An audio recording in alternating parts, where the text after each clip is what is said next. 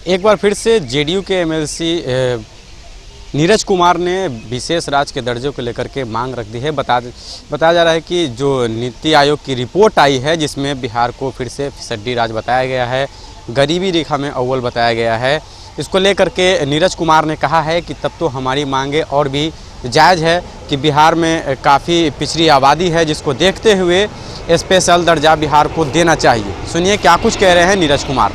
आयोग द्वारा जारी जो प्रतिवेदन, जिसके आधार पर आज मैंने विधान परिषद में यह ध्यानाकर्षण पूछा कि भाई नीति आयोग ने जो रिपोर्ट दिया है, हम लगातार आगे बढ़ते रहे विकास दर के मामले में, विभिन्न क्षेत्रों में हमने काम किया है, प्राकृतिक चुनौतियों को हम झेलते रहे।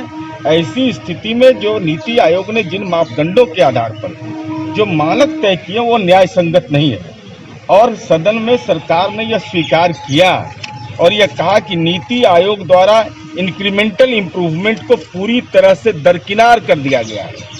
ऐसी स्थिति में बिहार के विशेष राज्य के दर्जे के दावे को और बल मिलता है और विशेष राज्य का दर्जा मिलने के पश्चात राज्य का विकास कार्यों के लिए संसाधनों की उपलब्धता आसान हो जाएगी।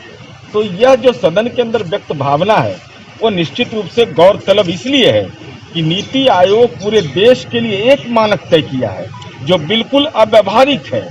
अब शिक्षा के क्षेत्र में जो हमने काम किया है उसको अब स्वीकार नहीं कर रहे। पॉवर्टी इंडेक्स में योजना आयोग की रिपोर्ट कहता है कि हमने बेहतर काम किया है।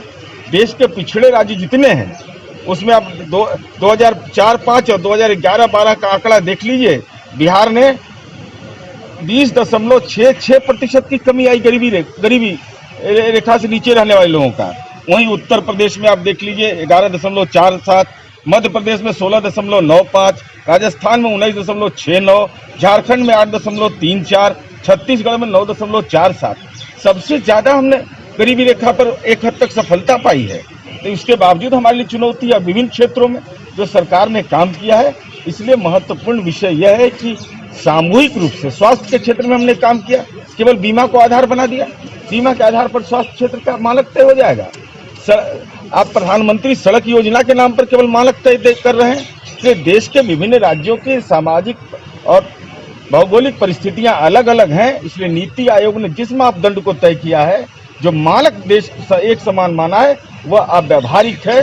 यह सदन में सरकार ने कहा कि नीति आयोग ने इंक्रीमेंटल डेवलपमेंट को दरकिनार किया है और जो स्पेशल स्टेटस हम मांगते हैं कि भाई हम काम किए हैं, पात्रता हमें हमको दीजिए, हमको अवसर दीजिए, तो उसको बल मिलता है, इससे ताकत मिलती है। यह हमारे लिए एक उपलब्धि है।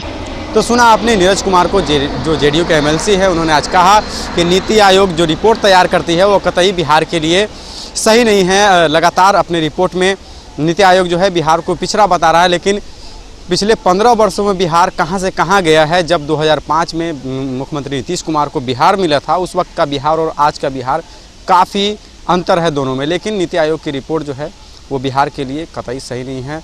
अगर नीति आयोग की रिपोर्ट ऐसी बनती है तो इसको देखते हुए केंद्र सरकार जो है बिहार को स्पेशल दर्जा दे। लगातार जो है जेडीयू स्पेशल दर्जे की मांग कर रही थी, अब जो है खुल करके फिर से कहा गया है, नीति आयोग की रिपोर्ट का हवाला दिया गया है और कहा गया है कि इसको देखते हुए बिहार को स्पेशल दर्जा मिलना चाहिए।